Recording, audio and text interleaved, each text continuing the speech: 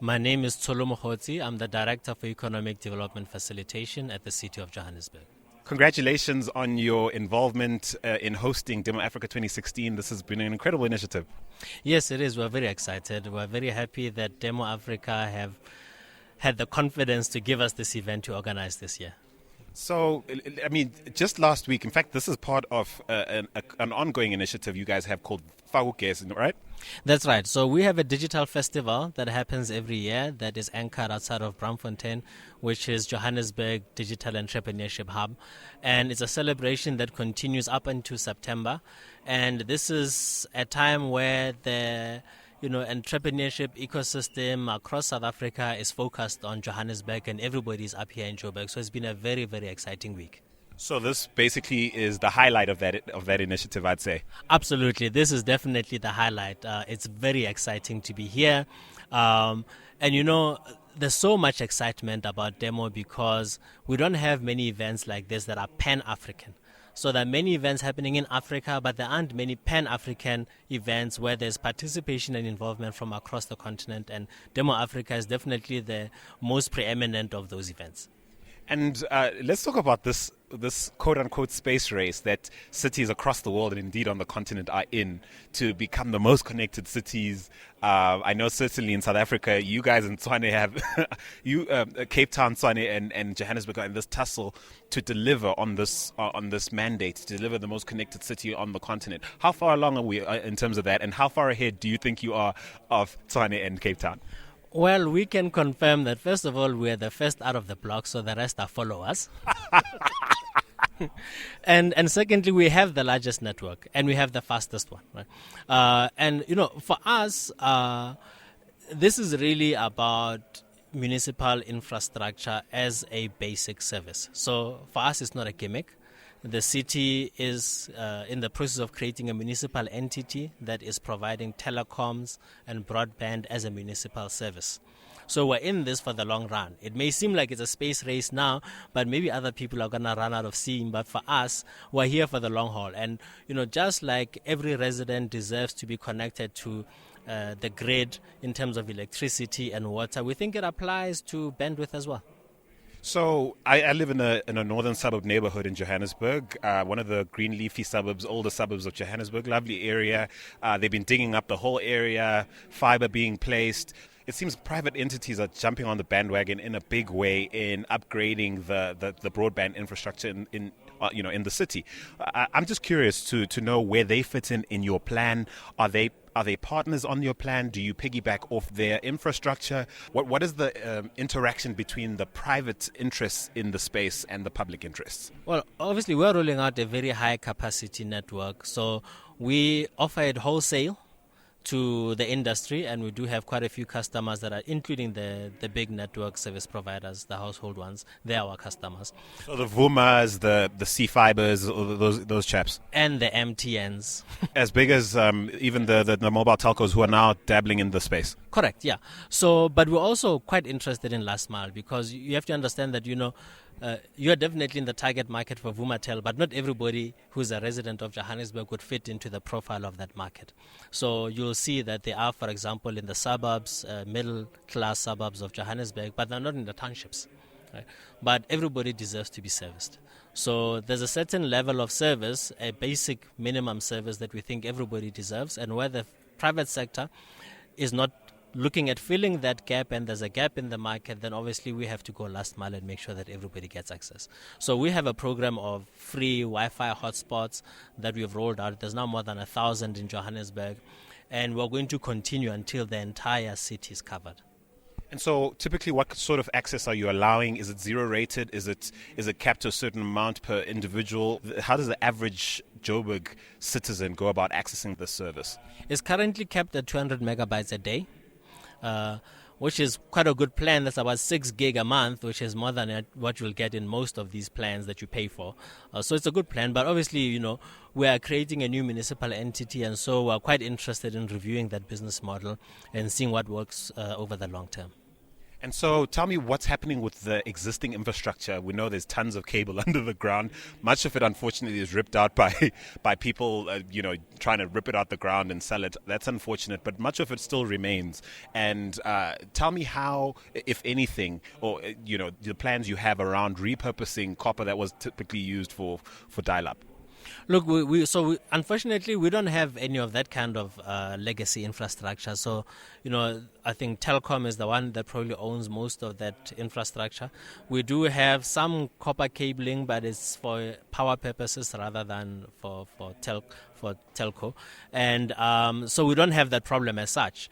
But we are aware that there are technologies out there today, where you can transmit, for example, broadband communications on a power cable, on a live power cable. So those are the things that our entities are looking into, and maybe we could repurpose some of the existing power infrastructure for that purpose. I want you to address three separate entities. I want you to address government organizations, and I'd like you to address enterprise, and I'd like you to address the startup community that is beginning to burgeon here in Johannesburg and other parts of Africa. What would you like to say to them? What does Demo Africa, or being involved with Demo Africa, sort of simmer to the top of your consciousness in terms of, this is a message I have for my contemporaries within government, within governance at a public level, to enterprise and public sector players in general, and of course to startups and everyone involved in that scene? Look, I think one of the things that we have to get right in the space is a clear and coherent division of labor. All of us are doing many different things, but it's not clear to us whether as government we are doing the most useful thing that government could be doing in the space. So rather than we look at the need out there and we develop our own interventions, it makes more sense that we speak to other actors out there and we have an agreement to say, in this entire value chain of supporting these entrepreneurs in this ecosystem, what is the role that lends itself more logically to be the role of government? Where in the value chain does it make sense to have a public subsidy? And where does it make sense for private sector to kick in? Because currently what we have now, we as government are doing almost exactly the same things that many of the other players in the ecosystem are doing.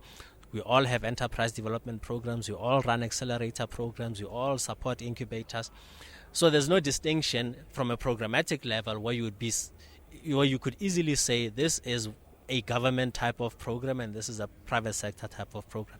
So we don't need to be doing what the private sector is doing. What we need to do is to do what is difficult for the private sector to do. And we can only do that by having a conversation. So events like this, like Demo, give us that opportunity where we're all in the same place under the same roof over a period of 2 days. And we can have some serious conversations. And we can compare notes across the continent. So maybe there are some things we haven't figured out in South Africa that are doing well in Kenya, that are working well, or that are working well in Lagos. So, the entire Africa-wide ecosystem is having a conversation over 2 days, and we think it's a very, very useful experience. What I'm hearing in summary is that your door's wide open. You're hoping to have meaningful conversations with all the three, various parties that I just mentioned. You're hoping to interact with contemporaries from across the continent in government, in private business, as well as the startup ecosystem. And your ear's wide open, right? Look, our focus, no matter the area of application or the sector we're focusing on or the type of programming we're doing, our approach is partnership. We are open for partnership, we are collaborative, we are enthusiastic partners, we are practical, and we are looking for anybody that shares those qualities, and we're passionate about entrepreneurship. We recognize that we can't do it all, and no one can do it all, and we can have a better impact if we work together. So that's our approach. So my final question to you now is rubber meets road situation. We know that the unfortunate truth about most metros on the continent is that the average citizen that lives in them would not be at this event for many different reasons. They're probably making a living doing some sort of blue collar hard labor if they're in fact employed. And I want you to address the gap between what we tend to be over enthusiastic about on the continent. This idea that internet penetration is improving, it's growing faster than anywhere else in the world. Mobile penetrations is on the up. But still, relative to where we ought to be, relative to the rest of the developing world, we're nowhere near where we ought to be. How do you, in your mind, as an administrator, balance thinking about the Joburg citizen who is maybe at least 2 or 3 years away from their first smartphone, for example, as well as sort of keeping up with the Kardashians, as it were, as far as innovation is concerned, with the cool kids here at Demo Africa? Look, I think, quote unquote, cool kids, eh? Yeah. Look, I think technology plays different roles in different lives and different types of lifestyles, and we need to be conscious when we are talking about the role of technology that we understand that we are talking about the role of technology in someone's life. So, for example, in Western society, technology often plays a role in the lives and how people live in a particular type of lifestyle, right? And it's a connector. It helps people entertain themselves, meet each other. So if you are an African dealing with many day-to-day challenges of just living your life, you might be tempted to say that it's perhaps a little bit peripheral to the real issues.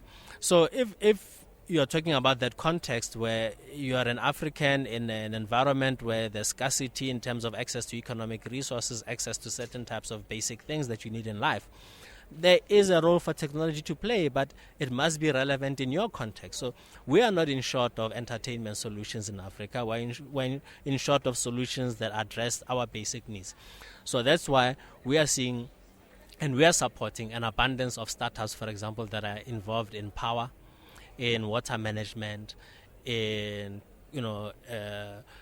sustainable construction methodologies, so the hard issues, right? So those are the types of tech. But you also see, for example, in Africa, fintech is big in Africa, and the reason for that is that it's addressing a real issue, which is that there is no real retail banking network on the continent.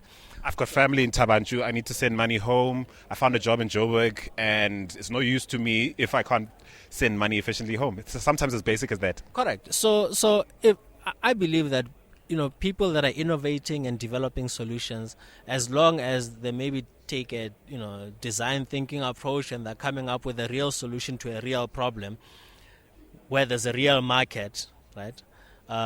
Then the rest in terms of business will take care of itself, because that's a real business with a real product, right? It's not a gimmick. I mean, and there's nothing wrong with doing a gimmick. Lots of people are making money, doing all sorts of gimmicks and apps and that sort of thing. But, real sustainable businesses are ones that provide a lasting solution to a real need. And certainly your mandate your public mandate certainly insists that you think in those terms and not just on the basis of how cool does this make our city look. Exactly, yeah. So, for example, as a city, we have an innovation fund. In fact, we have a number of innovation challenges that we run, but one of the interesting ones that speaks to this issue is a community innovation fund. So we invite citizens of Johannesburg to propose innovative solutions to real challenges that we have in water management, in power, in waste management, any area of governance that we are responsible for. And it, of course, achieves, 3 things. First of all, it enables us to find solutions and to do things better, and so to provide a better service to our very same residents. And secondly, it provides an opportunity for an individual to start a business, and a sustainable business at that. And thirdly, it helps to make our city and our business community more competitive globally, because the solutions that can then come out of the Johannesburg space can be applied anywhere in the world. Fantastic. It's been an absolute pleasure speaking to you. Actually, a breath of fresh air. It's really encouraging to know that there are people like you or thinkers like you in our city.